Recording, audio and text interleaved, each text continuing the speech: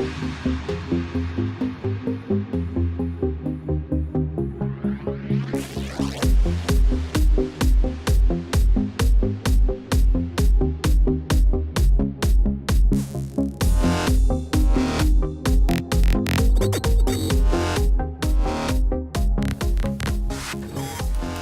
morning, everyone.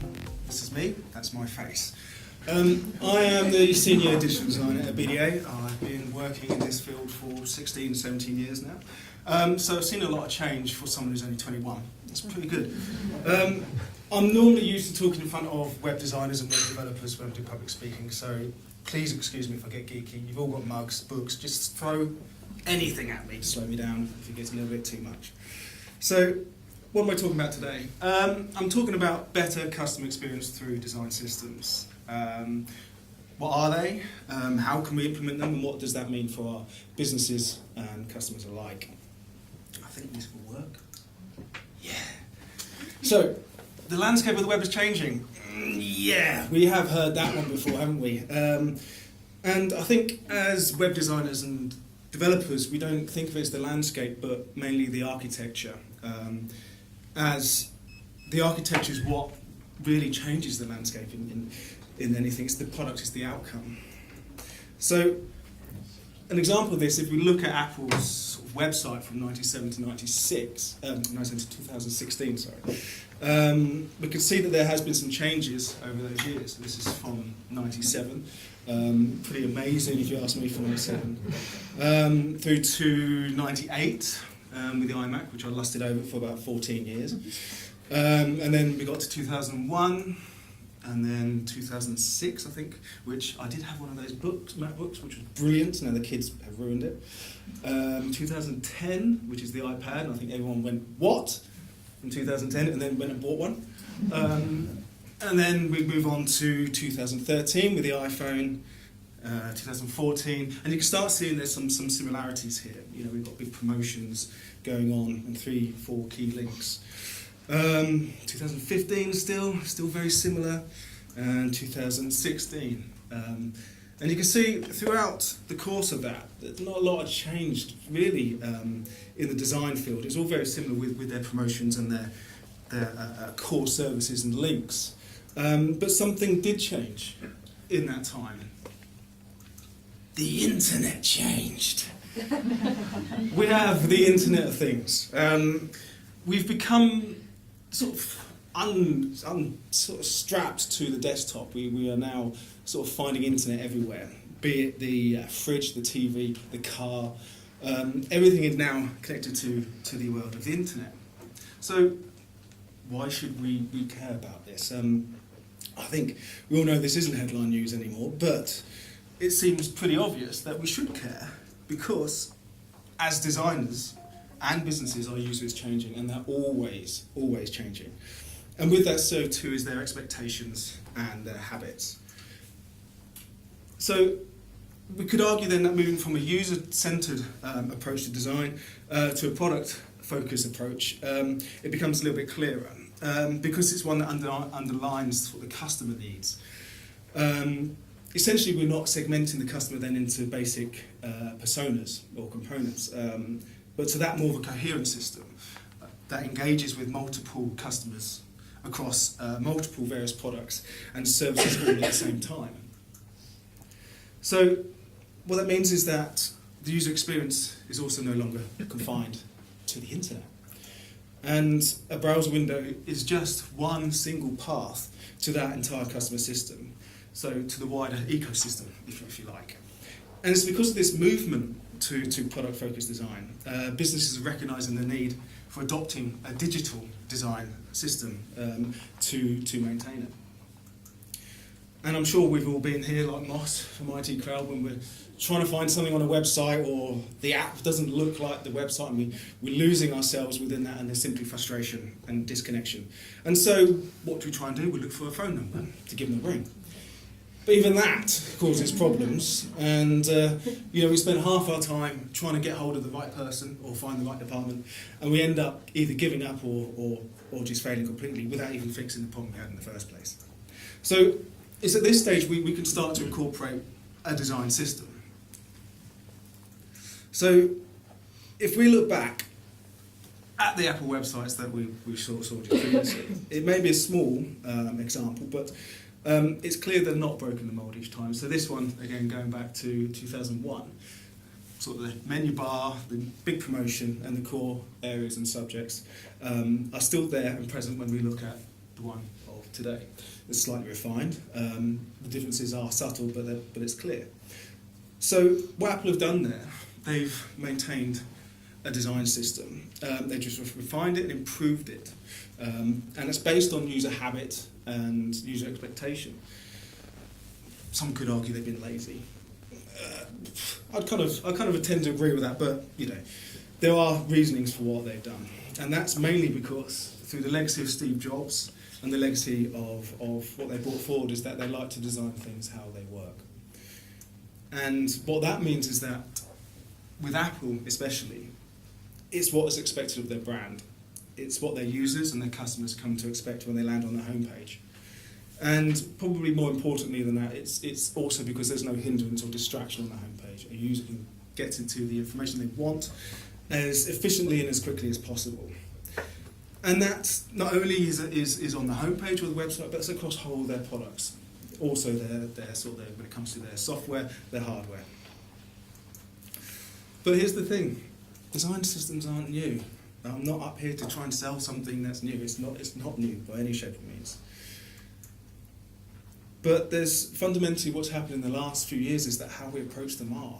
We rely now on really good analytics and insightful listening tools and data capture to really understand what's going on. And now we can make decisions based on these cold hard facts, if you like, about how we can then push things forward without just using our best guesses or hunches.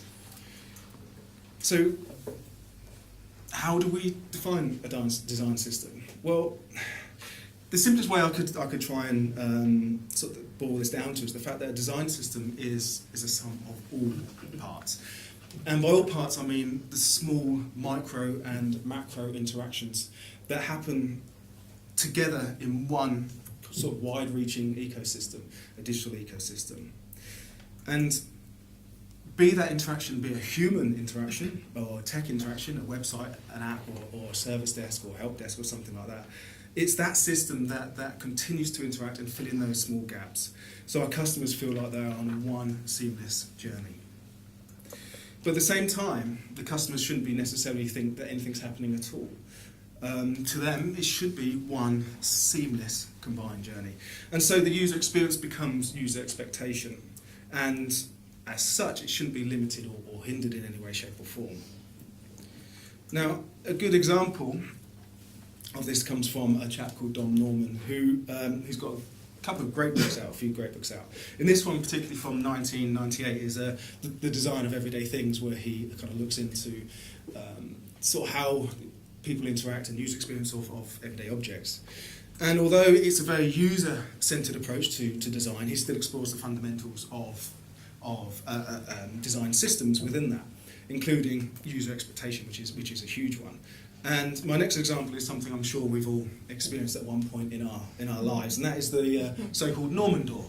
And it's essentially a design element that has incorrect visual cues for its perceived function. So in this case, a door which has a pull handle, which is for pushing, which either means that there's a frustrated or confused user, or B, in case of some doors, that somebody has to put a sign on that door to tell them to push when you have a pull handle, which is kind of the opposite for that dumb human to have to think about. So when we're looking at digital design systems themselves, the likes of Apple, Google, Salesforce, Uber, Tesla, gov.uk is a really massive one. They hold user expectancy as their main driving influence for customer experience. But some are getting it wrong, they still get it wrong. Even a simple button can be problematic, it seems, for some of the big businesses today. Selecting the right colour or incorrect words can be the difference between a successful or unsuccessful conversion.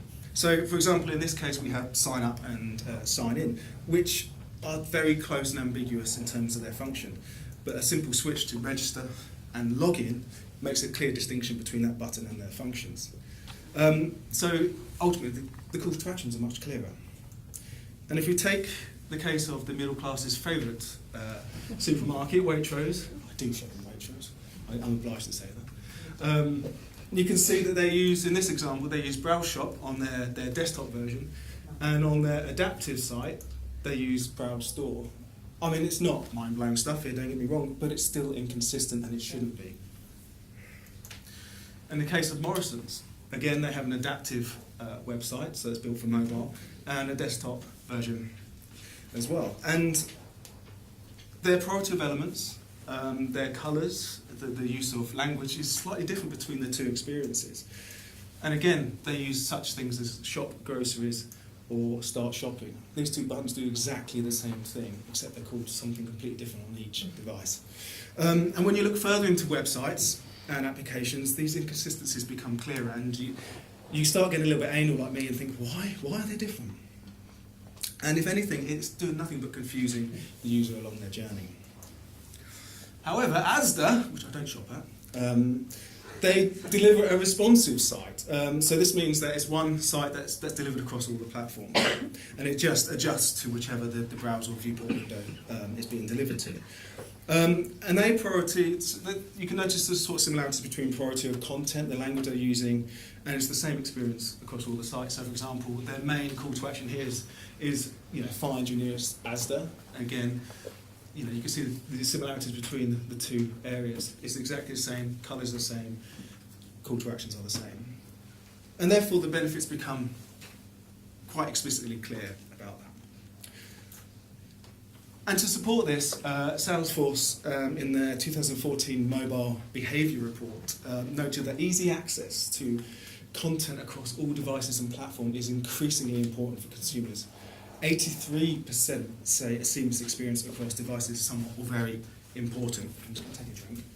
I have a bit of a cold. Pregnant pause. Take that in. So we can see that to get this seamless approach, we need to really think about the little things. So ultimately, any goal of the internet is to provide a conversion, to provide a sale, a connection. But if we don't consider the little things, then those micro interactions and macro interactions between the disparity of the system create a broken or dysfunctional system. And all we're doing then is creating thousands upon thousands of potential pain points for our customers just to give up or, dare I say, move to our competition. And users now expect consistency across all screens. That isn't just visual. I'm not talking just the design things as much as that's my passion, but we need to look at behaviour and language interaction across video and social and all those sort of media. So how do we implement a design system? Well, good design is based on systems. It always has been. And if you're familiar with the Fibonacci scale or grids or rules of thirds, ancient builders of Greece and Rome use these to control how they build their amazing structures. I can't think of colosseums, all that kind of stuff. But even today, designers still use systems, and I'm quite a fan of systems when I'm building websites, and indeed cooking my bacon on a Sunday morning.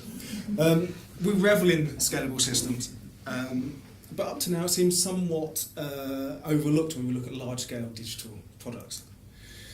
And firstly, the main reason behind that is because we're working in silo, with those different pockets of teams which are completely disconnected from one another.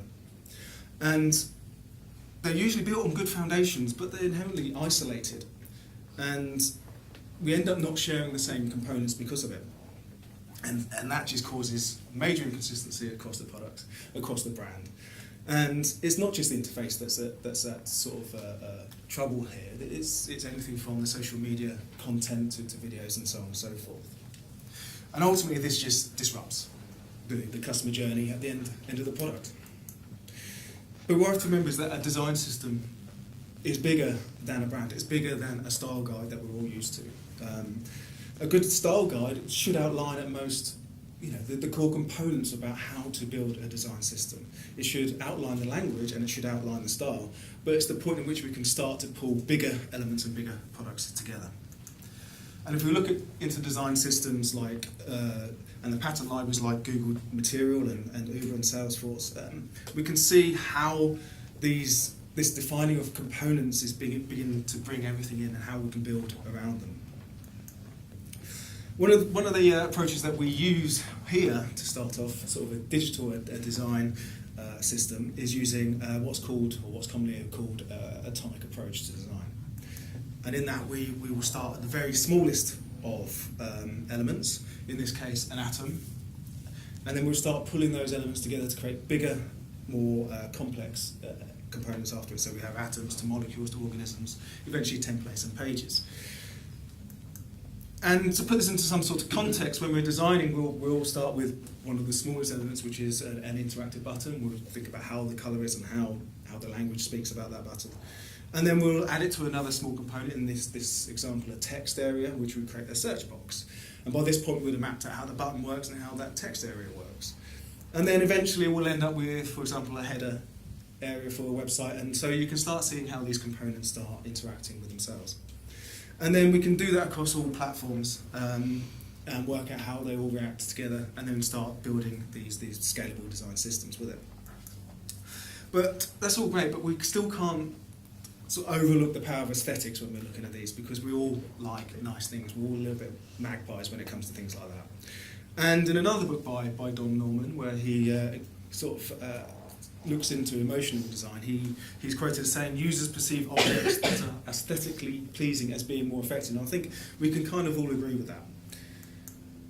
And this is, where's the K3 guys? I know that, I did see them in here. And it was whilst undertaking a product for K3 that we approached it with a design system in mind. And amongst other key objectives of to engage customers, to increase their leads and to increase visit duration and raise the profile of K3, that's what we did. We analysed all the data that was given to us. We undertook stakeholder workshops and mapped the entire site and customer personas. Through the analysis and research that we did, we was able to either push back, repurpose, or trash a lot of the content that was on that site, such as the news and case studies. And the most paramount point to this site was to create a product tool that guided and directed their users to products that were actually required by that particular customer. So there was no more guessing, no more searching, but actual products that related to a potential customer, which is what you're seeing on the screen now. So what does it all mean? Well, in a single month, increased leads by 400%. There's been increased page view time by 200%. And there's been inquiries from brands such as Manchester United, and that's just 1 month since launch, and that's not including all the organic SEO that's going to sort of start driving a lot more traffic to the site. And this was all built around this renewed, sort of engaged customer experience and this foundations of a design system. Because it wasn't just the website we did that across, we was doing it across the video and the social media at the same time. Each micro-interaction had become one coherent ecosystem around those areas. And so it's clear from the results that they're getting already that a design system is a positive and emotional, sort of emotive impact. It can be a positive experience. But we must remember to be authentic, and we must remember to be scalable, readable, and accessible to as many as possible. Essentially, if we get it right, it works, and I think that's the key point. So what does this mean for our customers? Well, a chap called Jared Spall, who's kind of a leading expert in user experience, coined the phrase experienced and not seen. And that's no true statement when it comes to design systems as well. And what he means by that is to take something that is inherently difficult and make it incredibly easy to use. And as a reference to that, I think this has been used before, but the iPhone wasn't successful because Apple invented the smartphone. Nokia and Samsung and BlackBerry have been making moves in that area for a lot of time. But what they did was they made it easy to use, and they made it look great, and we all wanted one. Likewise, Google didn't invent the search engine. In relative terms, they're a latecomer to the market of search engines, but competing against the like of AltaVista, Yahoo and Excite, if anyone remembers them, they were quite terrible. What Google did was they looked at the search engine, they simplified the main call to action, they created a better algorithm, and it ultimately gave better results. And that kind of speaks for itself, because you can see where Google are today. But not only did these companies sort of, I guess, remodel experience, they've continued to maintain it, and they continue to shift user expectancy as they've done so. And so I guess it's from this point of view, the sort of the more seamless and pain-free sort of experience customers are getting, which is why customers will come back and use your products more and more. And I guess that's a good thing, because if customers don't know we're building it and it's costly and it's probably hard to do, as long as it's seamless, then they'll be happy to come back to us. And I guess if we can give them what we need, if we give them what they need, then why not? Let's give them what they need, which, you know, we're in the age of empowerment of users. We can give them what they want, no matter how difficult it may seem. But it is great for businesses too. And I think it's pretty clear that user experience and customer experience isn't the latest fad. But businesses are switching on to the fact that they have to improve customer experience. And it's not a revelation, not a French Revolution even, but it's possibly a step too far to call it one as well. It has been around for a long time, but there are ripples that are turning into waves right now within the industry. And when big companies such as this are saying, you know, things like this sort of only in February this year, it's clear that it's gathering pace. Now, this isn't from some big corporate sort of capitalist company, but actually from Nike of all people. As I said, this was back in February of this year when they employed a chap called Adam Sussman to become their chief digital officer, which is quite surprising for a company like Nike. But they're acknowledging their absolute must for having a digital customer experience. And this is all benefits that are backed up by Forrester that sort of show that companies, I think in what David Brown was saying earlier, that, you know, companies that invest in UX do see an increased customer retention and an increased market share as well.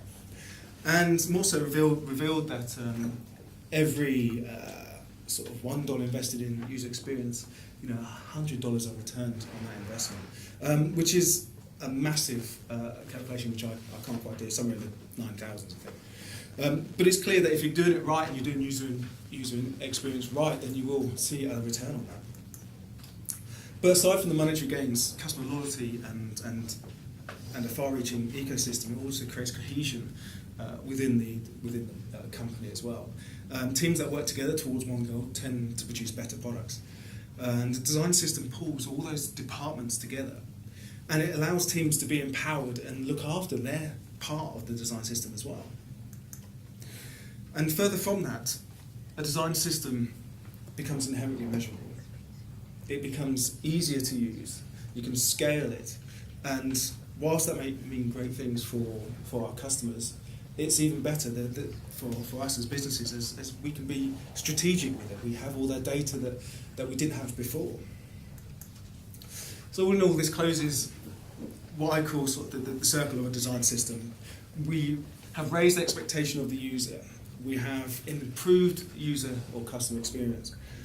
We have increased loyalty, and then we can put investment back into the design system to improve the design system again. And again, the circle continues.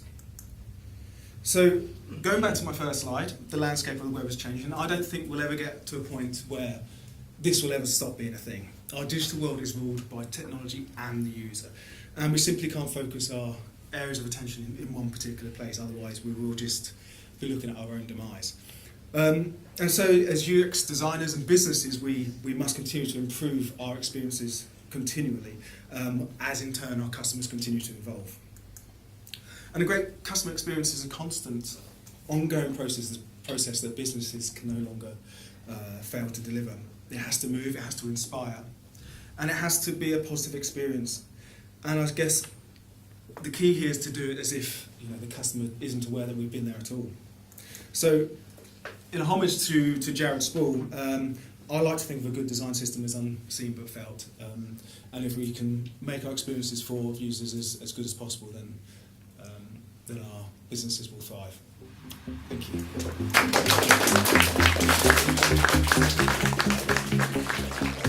you.